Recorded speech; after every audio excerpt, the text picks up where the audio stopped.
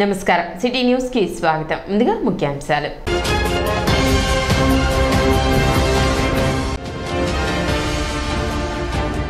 తెనాలి నియోజకవర్గంలో ఎన్నికల విధులు కేటాయించబడిన ప్రిసైడింగ్ అధికారులకు శిక్షణ కార్యక్రమం పర్యవేక్షించిన sub collector Prakhar Jain.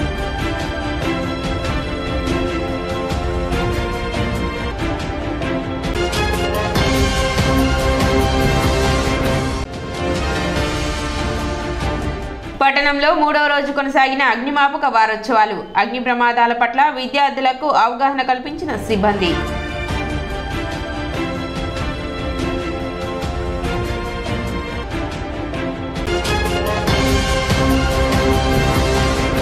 April 18వ తేదీ నుండి నామినేషన్లు స్వీకరించడం జరుగుతుందని సబ్ కలెక్టర్ ప్రఖర్ జైన్ తెలిపారు. సబ్ కలెక్టర్ కార్యాలయంలో ఆయన మాట్లాడుతూ ఏప్రిల్ 18వ తేదీ నుండి నామినేషన్ స్వీకరించబడతాయని, ఈ ప్రక్రియ 25వ తేదీ వరకు ఉంటుందని ప్రఖర్ జైన్ తెలిపారు. అదేవిధంగా మే 13న జరిగే ఎన్నికలకు అన్ని ఏర్పాట్లు చేసినట్లు చెప్పారు. ప్రతి ఒక్కరూ ఆ రోజున తమ యొక్క ఓటుని వినియోగించుకోవాలని ఆయన సూచించారు. ఈరోజు 16th ఏప్రిల్ ఉంది. ఈసీఐ షెడ్యూల్ ప్రకారంగా 18th ఏప్రిల్ నుంచి నామినేషన్ స్టార్ట్ అవుతుంది. అంటే 18th ఏప్రిల్ నుంచి 25th ఏప్రిల్ వరకు అన్ని పొలిటికల్ పార్టీస్ నుంచి క్యాండిడేట్స్ ఇక్కడ మన ఆఫీస్లో నామినేషన్ ఫైల్ చేస్తారు. ఆ తర్వాత మనము ఒక ఫైనల్ లిస్ట్ ప్రిపేర్ చేస్తాము. అప్పుడు అన్ని క్యాండిడేట్స్కి వ్యాలిడ్ నామినేషన్స్ అయితే వాళ్ళు ఎలక్షన్లో కంటెస్ట్ చేస్తారు. ఇదే జనరల్గా ప్రొసీజర్ ఉంది. చాలా క్వాలిఫికేషన్స్ డిస్క్వాలిఫికేషన్స్ గురించి కూడా రూల్స్ ఉన్నాయి. నామినేషన్ ప్రొసీజర్ గురించి కూడా నేను పొలిటికల్ పార్టీకి చెప్పాను. ఈరోజు కూడా మళ్ళీ చెప్తున్నాను. మీరు అందరూ మన స్వీప్ యాక్టివిటీస్ చూసారు. జనరల్గా తెనాలి టౌన్, తెనాలి రూరల్, కొల్లిపార మండల్లో మనము చాలా యాక్టివిటీస్ తీసుకున్నాము ఎలక్షన్ అవేర్నెస్ గురించి. సో అందుకనే మీరు అందరితో మళ్ళీ రిక్వెస్ట్ చేస్తున్నాను, దయచేసి 13th మే రోజులో ఓటు వేయడానికి రండి.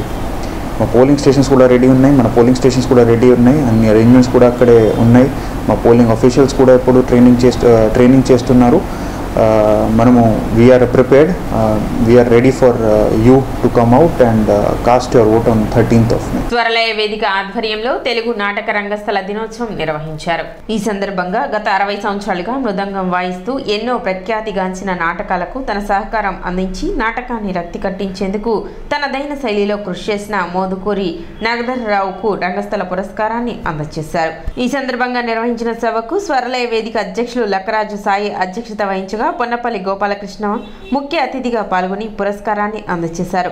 కార్యక్రమంలో పాతూరి సుబ్రహ్మణ్యం, సీనియర్ నటుడు ప్రసాద్, మల్లేశ్వరరావు, రమేష్, కోటేశ్వరరావు తదితరులు పాల్గొన్నారు. స్వరలయ పక్షాన తెలుగు నాటకరంగ దినోత్సవం జరుపుకుంటున్నాం. ఈ నాటకరంగ దినోత్సవం జరుపుకునే ముందు ఈరోజు మనం స్మరించుకోవాల్సిన ఒక మహోన్నత వ్యక్తి ఉన్నారు. ఆయనే కందుకూరి వీరేశలింగం పంతులు గారు. ఈ నాటకరంగ దినోత్సవాన్ని ఇవాళ కందుకూరి వీరేశలింగం పంతులు గారి జన్మదినం కూడా ఈరోజు. ఆయనకి గుర్తుగా, ఆయనకు స్మృతిగా, ఆయనకి నివాళిగా ప్రభుత్వం వారు 2007వ సంవత్సరంలో ఈ నాటకరంగ దినోత్సవాన్ని అధికారికంగా ప్రకటించారు. అప్పటి నుంచి ఈ రోజును మనం నాటక అభివృద్ధికి, గత నాటక చరిత్రను గుర్తు చేసుకోవటానికి, భవిష్యత్ తరాలకి నాటక కళను అందించడానికి, మరి ఈ రంగంలో ఎంతో గొప్ప పరిశ్రమ చేసి ఖ్యాతినర్దించిన కళాకారులను సన్మానించుకోవడానికి మనం ఈ కార్యక్రమాన్ని నిర్వహిస్తున్నాం. సంవత్సరం ఏప్రిల్ 16న కందుకూరి వీరేశలింగం పుట్టినరోజు సందర్భంగా తెలుగు రంగస్థల దినోత్సవం అప్పట్లో ఉన్న ఉభయ రాష్ట్రాల్లో ఆంధ్రప్రదేశ్ రాష్ట్ర ప్రభుత్వం ప్రకటించింది. ఆ ప్రకారంగా ప్రతి సంవత్సరం ఇన్నేళ్లలో గత 20 ఏళ్ల నుంచి క్రమం తప్పకుండా ఏప్రిల్ 16న ఈ తెలుగు రంగస్థల దినోత్సవ పురస్కారాలని అందజేయడం జరుగుతుంది. మన అవకాశాన్ని బట్టి ఈరోజు మన కార్యాలయంలో ఈ కార్యక్రమాన్ని ఏర్పాటు చేసుకున్నాం. ఇక్కడ ఉన్న వారిలో పెద్దలు డైరీలో పనిచేసి రిటైర్ అయిన ప్రసాద్ గారికి 1 సంవత్సరం ఇవ్వడం జరిగింది. అలాగే తిరుపతి గారికి ఇవ్వడం జరిగింది. అలాగే పెద్ద వాళ్ళకి ఫస్ట్ కన్నిగంటి నాసరయ్య గారితో ఈ తెలుగు రంగస్థల దినోత్సవ పురస్కారాలు ఇవ్వడం మొదలుపెట్టాము. ఈ రోజున 1952లో జన్మించి గత 60 ఏళ్లుగా మృదంగ విద్వాంసులుగా ఉంటూ అనేక వేల కార్యక్రమాలు బొంబాయి అని, ఢిల్లీ అనండి, ఎన్నో చోట్ల కార్యక్రమాలు నిర్వహించి ఈరోజు కూడా నిత్య యువకుల్లో ఉన్న నాగధరరావు గారికి ఈ రోజున తెలుగు రంగస్థల దినోత్సవ పురస్కారాన్ని అందజేస్తున్నాం. జన్మస్థలంలో ఉన్నవాడికి ఇలాంటి సన్మానం జరగడం చాలా అరుదుగా ఉంటాయి. అందుట్లో ఇలాంటి స్వరలయ అనే వేదిక మీద స్వరం అనగా స్వరం దాంట్లో ఉండాలి, వేయగలిగిన శక్తి ఉండాలి, లయను కూడా వేయగలిగిన శక్తి ఉండాలి. ఈ రెండు ఉన్నవారు స్వరలయ వేదికని స్థాపించగలిగారు. అలాంటి వారు లక్కరాజు సాయి గారు నాకు ఈ సన్మానాన్ని చేసినందుకు చాలా కృతజ్ఞతతో.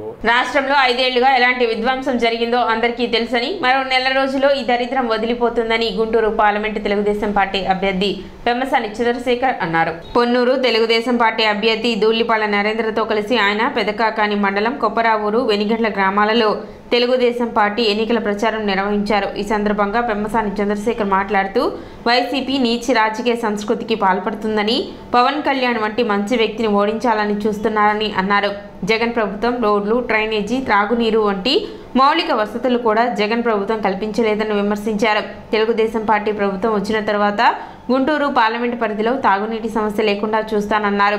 తెలుగుదేశం పార్టీ ప్రభుత్వ హయాంలో ప్రారంభించిన పెదవడ్లపూడి ఎత్తిపోతల పథకాన్ని వైసీపీ ప్రభుత్వం ఆపేసిందని, తాము అధికారంలోకి వచ్చిన తర్వాత పనులు పూర్తి చేసి పెదకాకాని మండలంలో చివరి ఆయకట్టుకు సాగునీటి సమస్య లేకుండా చూస్తామని హామీ ఇచ్చారు. ప్రకృతిలో ఎక్కడ దొరికితే అక్కడ దోచుకొని అవినీతి సొమ్ము తీసుకొని పెద్దిరెడ్డి గాని, మిథున్ రెడ్డి గారు గాని, ఇంకోళ్ళు గాని నిజాయితీ పరుల నిలువెత్తు నిజాయితీకి నిదర్శనమైనటువంటి పవన్ కళ్యాణ్ గారిని ఓడించడానికి ఆ విధంగా ప్రయత్నాలు చేస్తా ఉన్నారంటే మీరందరూ అర్థం చేసుకోవాలి ఎలాంటి నీచ రాజకీయ సంస్కృతిలో మనందరం ఉన్నాం అనేది. సరే, ఏదేమైనప్పటికీ ప్రజలు చాలా తెలివైన వాళ్ళు, సరైన సమయంలో మంచి తీర్పు ఇస్తారు. ఈసారి దాని గురించి వదిలేసేయండి. పవన్ కళ్యాణ్ గారిని ఓడించడం ఈసారి ఆ బ్రహ్మ రాసిన బ్రహ్మతరం కూడా కాదు కాబట్టి అది అసలు ఇష్యూయే కాదు. రెండోది, విధ్వంసం గురించి నేను మాట్లాడాల్సిన అవసరం లేదు. మీరు ఈ సిమెంట్ రోడ్లు ఇక్కడ ఏదైనా అభివృద్ధి జరిగిందంటే ఎవరు చేశారో మీ అందరికీ తెలుసు. ఈ లాస్ట్ 5 సంవత్సరాల్లో ఏ అభివృద్ధి జరిగిందో కూడా మీకు తెలుసు.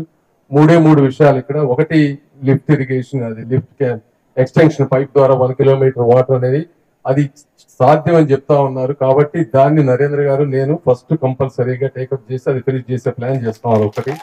రెండోది, రైల్వే లైన్ అదన్నారు, అది కొద్దిగా కాంప్లికేటెడ్, ఎందుకంటే స్టేట్ గవర్నమెంట్ నుంచి ల్యాండ్ ఎక్విజిషన్ చేయాలంటున్నారు. దాంతో ఒకసారి ఈ రోజు రాష్ట్రం అంతా అప్పుల్లో ఉంది. అది ఎంతవరకు సాధ్యం ఇమీడియట్ గా నాకు తెలియదు.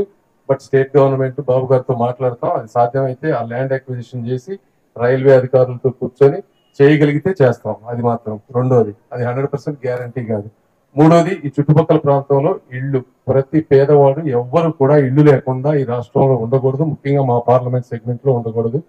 కాబట్టి ఈ చుట్టుపక్కల ప్రాంతంలో అవసరమైతే ల్యాండ్ కొని 2 సెంట్లు 3 సెంట్లు ఇచ్చే విధంగా, ఒకవేళ జగన్మోహన్ రెడ్డి గారి చుట్టుపక్కల ఎక్కడన్నా కొన్ని 1 సెంట్ ల్యాండ్స్ కనుక ఇల్లు కనుక ఇస్తే వాటిలో కూడా ఇల్లు కట్టించే విధంగా కూడా నేను నరేంద్ర గారు తీసుకొని తప్పనిసరిగా ఈ ప్రాంతం సమగ్ర అభివృద్ధికి కృషి చేస్తామని తెలియజేస్తున్నాను. ఖాళీ స్థలాల యజమానులు తమ యొక్క ఖాళీ స్థలాలను బాగు చేసుకుని మేరకలు తోలించుకోవాలని మున్సిపల్ కమిషనర్ బి శేషన్న తెలిపారు. ఖాళీ స్థలాలను బాగు చేయకుండా వదిలివేయడం వలన ముళ్ల కంపలు, పిచ్చి చెట్లు పెరిగి నీటి ఆవాసాలుగా ఏర్పడి తద్వారా దోమలు పెరిగి చుట్టుపక్కల వారికి ఇబ్బందిగా ఉంటున్నాయని ఆయన పేర్కొన్నారు. ఈ రోజు 4వ వార్డులోని బీసీ కాలనీలో ఖాళీగా ఉన్న నీటి కుంటల్లో ఆయన మున్సిపల్ వర్కర్స్ చేత ఆయిల్ బాల్స్ వేయించారు.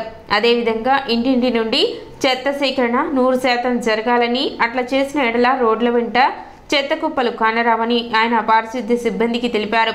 ఈ కార్యక్రమంలో health officer K Helen Nirmala, sanitary inspector Akurati Ramachandrarao, M Subbarao, sanitation secretary Vijay చంద్రలు పాల్గొన్నారు. రానున్న ఎన్నికల్లో రాష్ట్ర అభివృద్ధికి కూటమి అభ్యర్థులను గెలిపించండి జనసేన పిఎస్సి చైర్మన్, తెనాలి ఉమ్మడి పార్టీల ఎమ్మెల్యే అభ్యర్థి నాదెండ్ల మనోహర్ సతీమణి డాక్టర్ నాదెండ్ల మనోహరం కోరారు. ఎన్నికల ప్రచారంలో భాగంగా పట్టణంలోని 21వ వార్డు మారిస్పేటలో ఇంటింటికి తిరుగుతూ టీడీపీ, జనసేన, బీజేపీ పార్టీల ఉమ్మడి అభ్యర్థులైన ఎమ్మెల్యే అభ్యర్థిగా పోటీ చేస్తున్న నాదెండ్ల మనోహర్ గ్లాస్ గుర్తుపై, ఎంపీ అభ్యర్థి పెమ్మసాని చంద్రశేఖర్ సైకిల్ గుర్తుపై ఓటు వేసి గెలిపించాలని కోరారు. తెనాలి అభివృద్ధికి వారు ఇరువురు కృషి చేస్తారని, ప్రజలందరూ ఆదరించి అఖండ విజయాన్ని అందించాలని కోరారు.